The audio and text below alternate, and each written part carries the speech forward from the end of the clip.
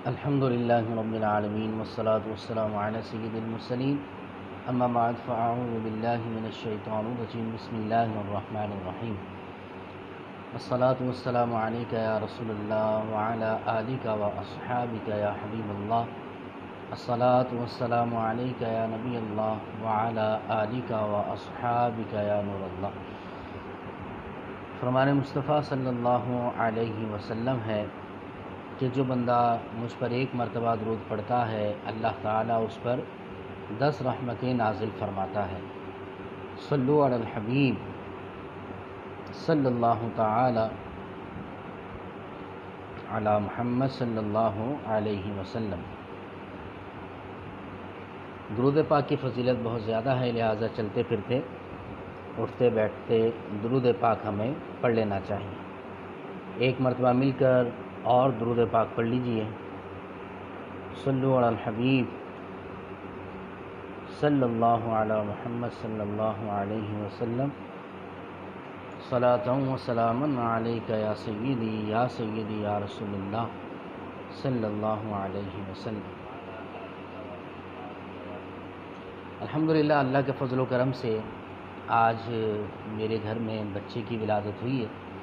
اللہ رب العالمین نے مجھے بیٹے کی نعمت سے نوازا ہے۔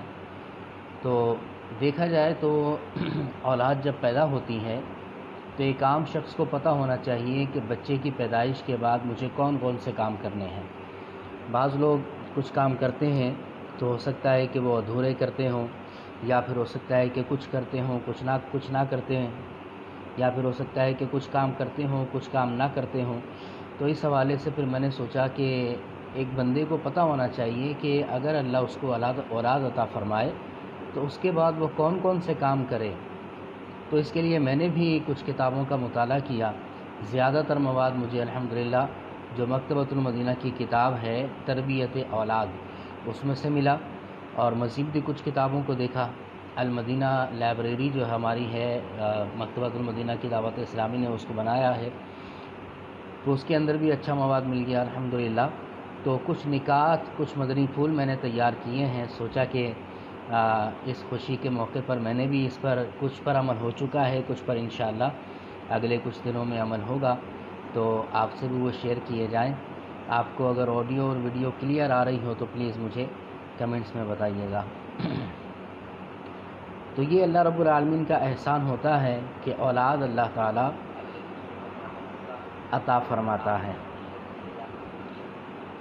تو اولاد کے پیدائش کے بعد بندے کو جو کام کرنے چاہیے تو وہ اللہ رب العالمین کی کرم سے بندے کو وہ بھی کرنے چاہیے۔ میرے الحمدللہ پہلے 2 بیٹے ہیں اور ایک بیٹی ہے میری پہلے۔ بڑے بیٹے کا نام محمد سائم رضا اتاری ہے، اس سے جو چھوٹا بیٹا ہے اس کا نام محمد حسان رضا اتاری ہے، اور اس سے چھوٹی پھر میری بیٹی ہے ابیحہ فاطمہ اتاریہ۔ اور ابھی یہ میرا جو اللہ رب العالمین نے چوتھی اولاد عطا فرمائی بیٹا ہے، اس کا نام اللہ کی رحمت سے کچھ نہ کچھ رکھنا ہے۔ محمد نام تو رکھ لیا ہے، اور اس کے علاوہ پکارنے کے لیے کیا رکھنا چاہیے اس پر اب ظاہر ہے کہ خاندان والے بھی کچھ مشورے دیتے ہیں، ان کی بھی کچھ فرمائشیں کچھ چاہتے ہوا کرتی ہیں، کچھ ہمارے ذہنوں میں بھی نام ہے۔ تو اب دیکھیں اگلے کچھ دنوں میں انشاءاللہ نام بھی ڈیسائیڈ ہو جائے گا۔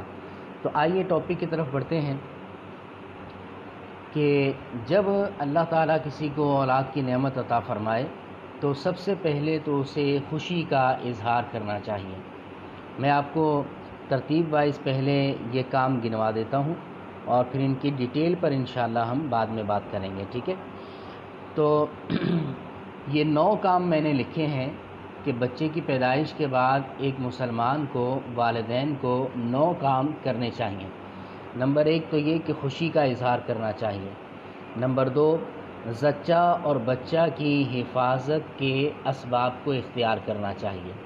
اب چاہے وہ ظاہری طور پر مادی طور پر حفاظت کے اسباب ہوں یا روحانی طور پر ہوں، لہٰذا دونوں اعتبار سے بچے کی اور بچے کی والدہ کی حفاظت کا اہتمام اچھے انداز میں کرنا چاہیے۔ تیسرے نمبر پر کان میں اذان دینی چاہیے۔ چوتھے نمبر پر تحنیک یعنی گٹی دینی چاہیے۔ اور 5ویں نمبر پر یہ کام ہے کہ بچے کا نام رکھنا چاہیے، اور 6 نمبر پر یہ ہے کہ بچے کے سر کے بال مونڈنے چاہیے۔ 7ویں نمبر پر کام یہ ہے کہ عقیقہ کرنا چاہیے۔ 8ویں نمبر پر یہ ہے کہ اگر بچہ لڑکا ہے تو پھر اس کا ختنہ کرنا چاہیے۔ اور 9واں کام یہ کرنا ہے بچے کے پیدا ہونے کے بعد کہ اپنے بچے کو کسی پیر کامل کا مرید بنوا دینا چاہیے۔ یہ 9 کام ہیں، دوبارہ سن لیں۔ خوشی کا اظہار کرنا، زچہ بچہ کی حفاظت کا اہتمام کرنا، کان میں اذان دینا، تحنیک یعنی گٹی دلوانا، نام رکھنا، بال منڈوانا، عقیقہ کرنا، لڑکا ہو تو اس کا ختنہ کرنا، اور اپنے بچے کو کسی پیر کامل کا مرید بنا دینا۔ یہ 9 کام ایسے ہیں کہ جو بچے کی پیدائش کے بعد یہ کرنے چاہیے۔ خوشی کا اظہار کرنا چاہیے، پہلے نمبر پر کام یہ ہے۔ یاد رکھیے کہ بیٹا ہو یا بیٹی ہو، لڑکا پیدا ہو یا لڑکی پیدا ہو، اللہ تعالیٰ کا شکر بجا لانا چاہیے کہ اولاد اللہ رب العالمین کی عطا کردہ بہت بڑی نعمت ہے، ماں کے لیے بھی اور باپ کے لیے بھی۔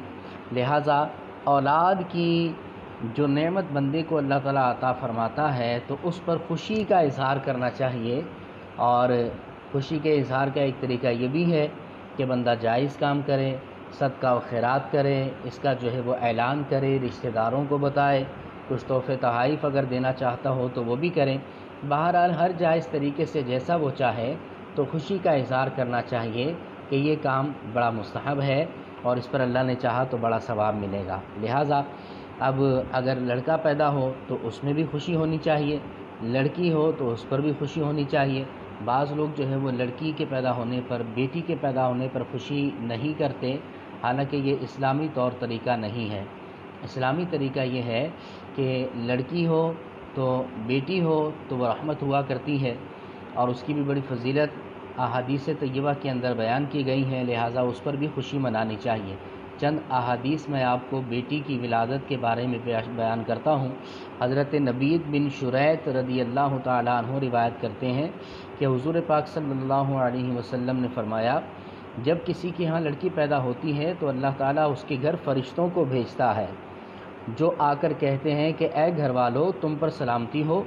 پھر فرشتے اس بچی کو اپنے پروں کے سائے میں لے لیتے ہیں اور اس کے سر پر ہاتھ پھیرتے ہوئے کہتے ہیں کہ یہ ایک ناتواں اور کمزور جان ہے جو ایک ناتواں سے پیدا ہوئی ہے۔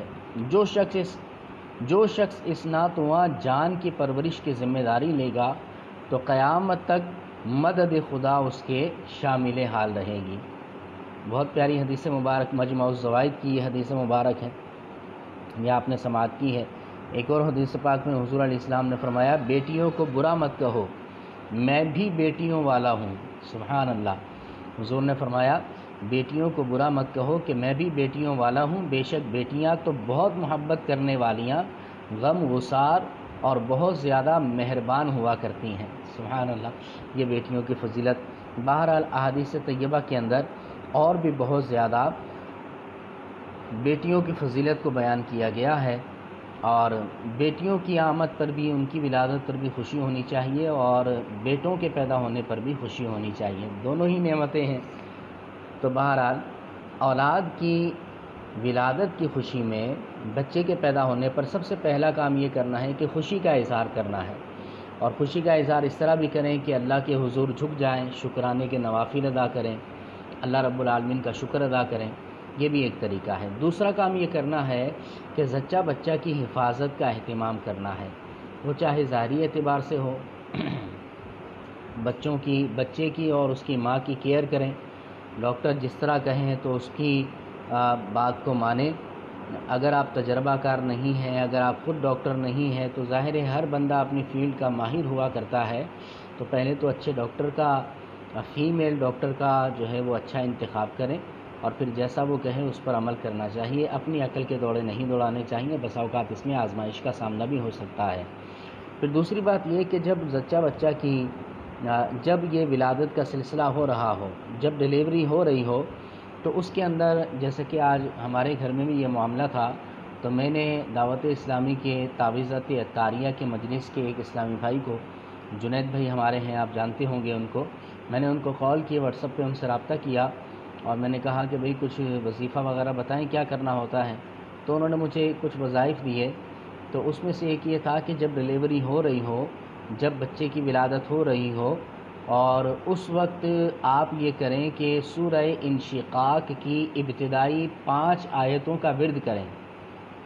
30ویں پارے کے اندر یہ صورت ہے. تو کہا کہ جب آپ کے بچوں کی ماں چلی جائے آپریشن تھیٹر میں، جب یہ ولادت کا سلسلہ ہو رہا ہو، تو اس وقت میں سورہ انشقاق کی ابتدائی جو 5 آیتیں ہیں ان کو بار بار پڑھیں، ان کا ورد کریں، انشاءاللہ ولادت میں آسانی ہوگی. وہ 5 آیتیں کون سی ہیں میں عرض کیا دیتا ہوں. سورہ انشقاق کی 5 آیتیں ابتدائی یہ ہیں: بسم اللہ الرحمن الرحیم، اذا السماء انشقت وأذنت لربها وحقت وإذا الأرض مدت وألقت ما فيها وتخلت وأذنت لربها وحقت.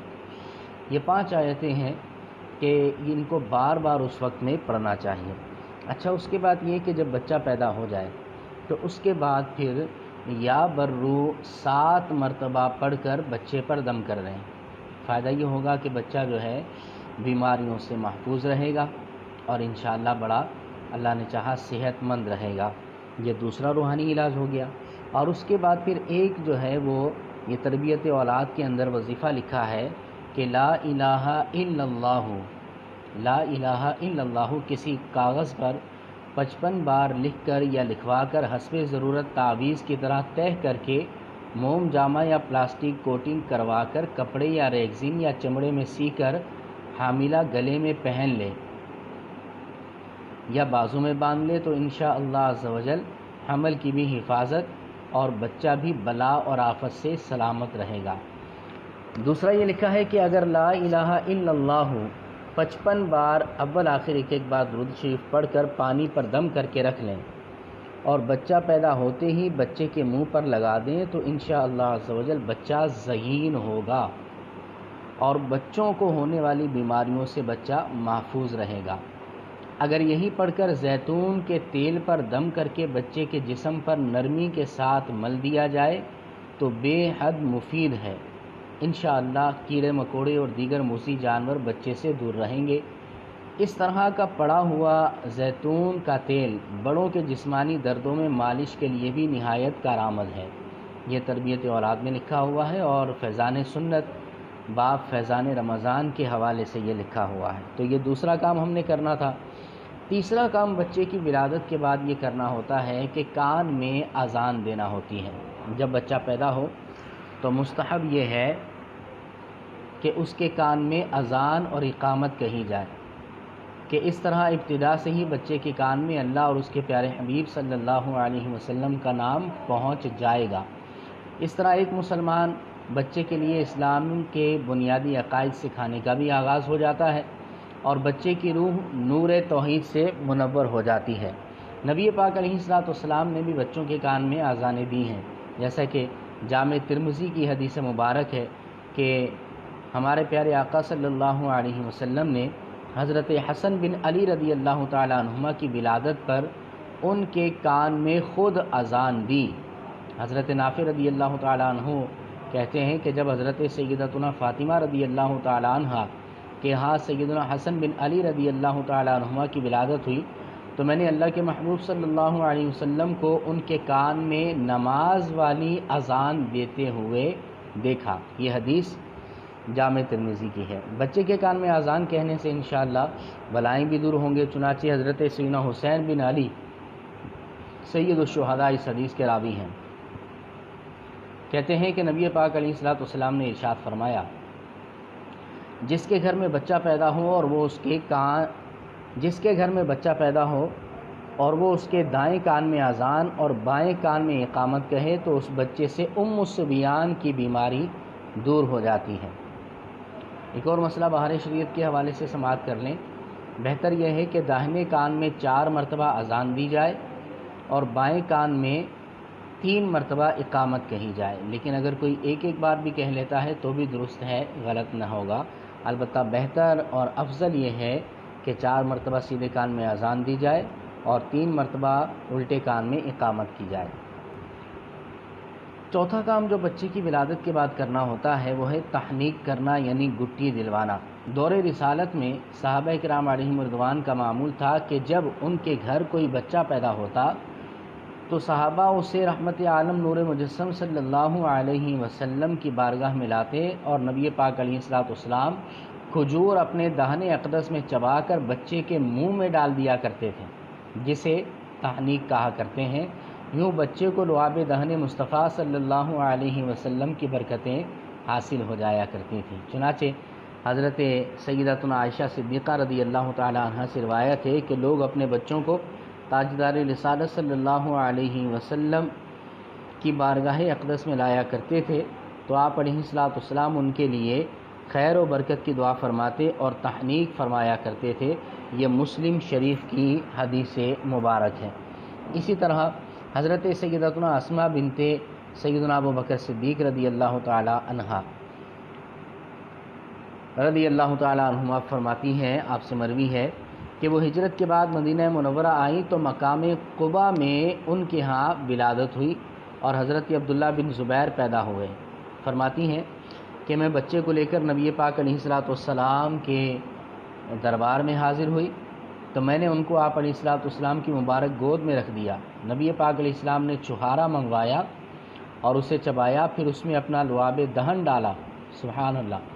پس سب سے پہلے اس کے پیٹ میں جو پہنچا وہ جناب رسول اللہ صلی اللہ علیہ وسلم کا لعاب مبارک تھا۔ پھر اسے کھجور کی گٹی دی، پھر اس کے لیے دعائے خیر کی اور برکت سے نوازا۔ یہ اسلام میں پہلا بچہ پیدا ہوا تھا۔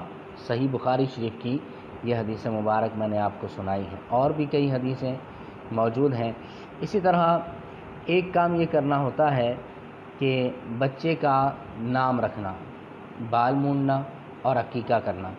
7ویں دن بچے کا نام رکھا جائے اور اس کا سر مونڈا جائے، سر کے بال اتارے جائیں 7ویں دن، اور سر منڈانے کے وقت اس کا عقیقہ بھی کیا جائے اور بالوں کا وزن کر کے سونا یا چاندی بالوں کے برابر صدقہ کیا جائے، یعنی سر کے بال کا وزن جتنا ہوگا اتنی چاندی یا اتنا سونا جو ہے صدقہ کیا جائے۔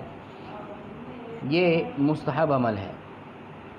اور نام کیسے ہونے چاہیے؟ یاد رکھیں کہ نام جو ہے وہ اچھے ہونے چاہیے، جس کے اندر کم از کم 3 چیزیں پائی جائیں۔ ایک تو یہ کہ نام کا معنی اچھا ہو، اور دوسرا یہ ہے کہ اس نام کی نسبت اچھی ہو،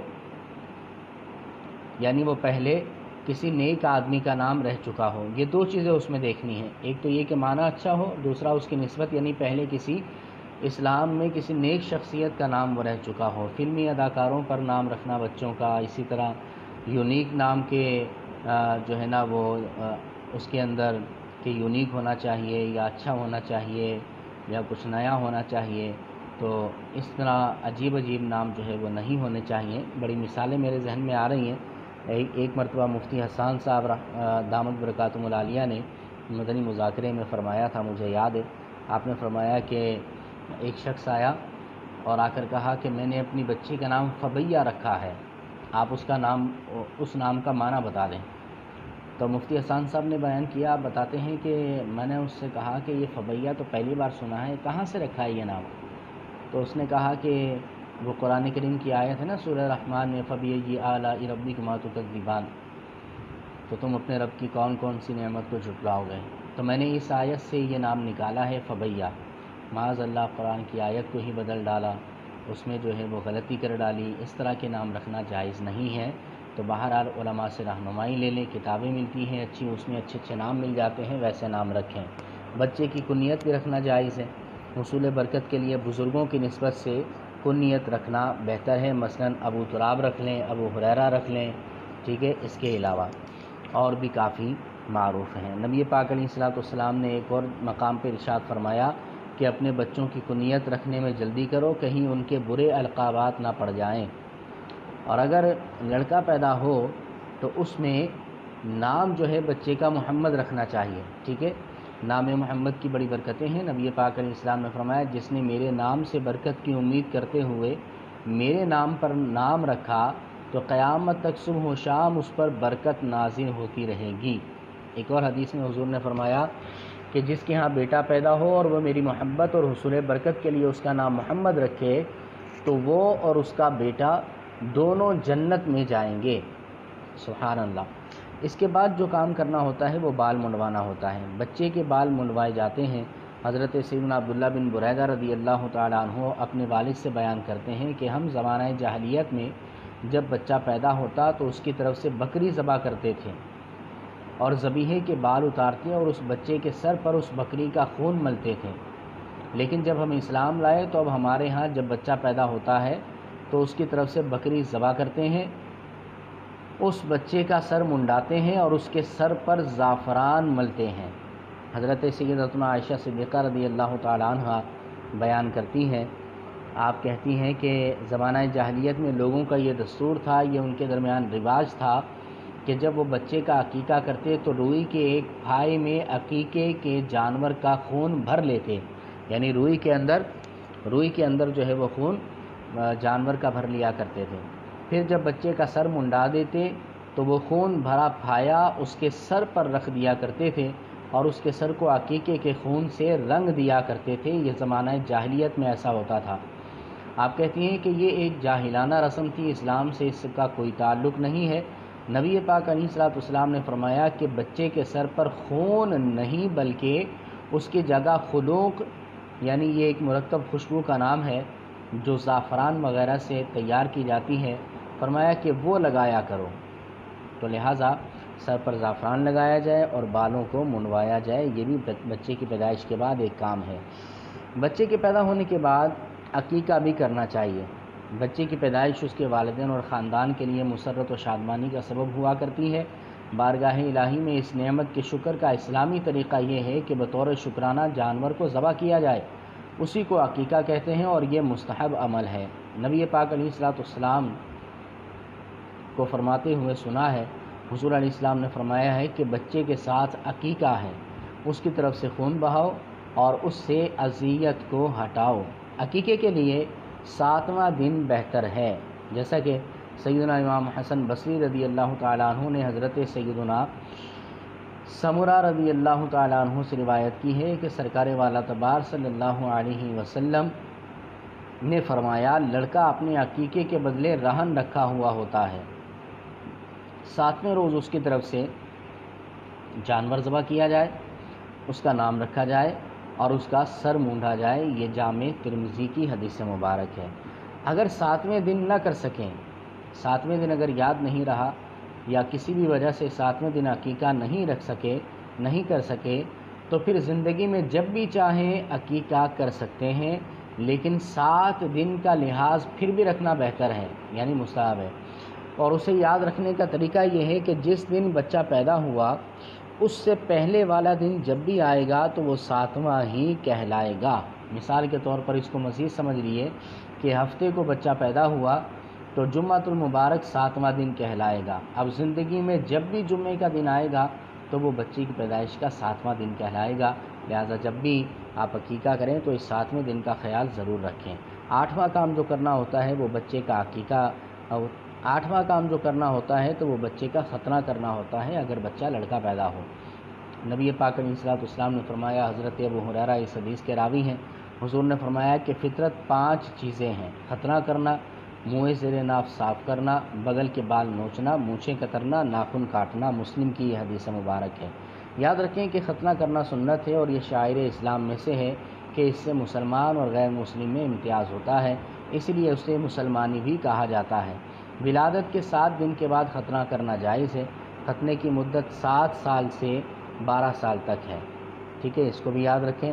اور حضرت علی المرتضیٰ کرم اللہ تعالی وجہ الکریم سے مرفوعاً روایت ہے کہ اپنے بچے کا 7ویں دن ختنہ کرو کہ یہ گوشت اگنے کے لیے جلدی اور ستھرا ہے اور دل کے لیے راحت ہے۔ تو بچپن کے اندر ہی ختنہ وغیرہ کر دینا چاہیے، اس میں یہ ہے کہ بچے کے لیے راحت بھی ہے، اور اگر بڑے ہو کر کرواتے ہیں تو وہ پھر تھوڑا سا اس کو عجیب بھی سمجھا جاتا ہے اور بچے کے لیے تکلیف بھی زیادہ ہوا کرتی ہے۔ 9واں اور آخری کام ہمیں یہ کرنا ہے کہ بچے کو بچپن ہی سے ہم کسی پیر کامل کا مرید بنا دیں، کہ ہمارے بچے کا کوئی ایک دن بھی جو ہے وہ بغیر پیر کے نہ گزرے۔ اور یاد رکھیں کہ جس سے بھی آپ مرید کروائیں گے، جس کے بھی آپ بیعت کروائیں گے، تو وہ جامع شرائط پیر ہونا چاہیے، جعلی پیر نہیں ہونا چاہیے۔ اور سید اعلیٰ حضرت رحمۃ اللہ علیہ نے جامع شرائط پیر کے لیے 4 شرطیں فتاوی رضویہ میں لکھی ہیں۔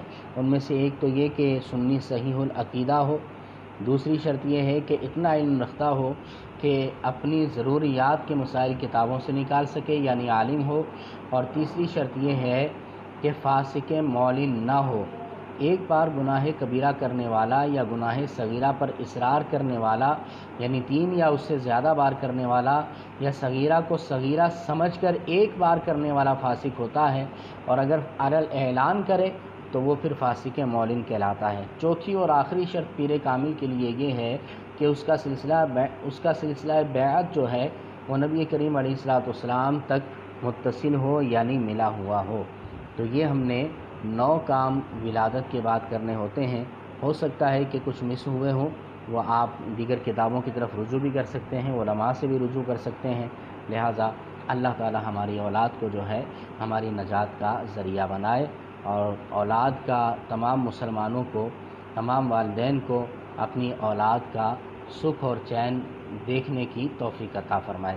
آپ کے کچھ کمنٹس بھی ہیں، آئیے میں آپ کے کچھ کمنٹس بھی پڑھ لیتا ہوں۔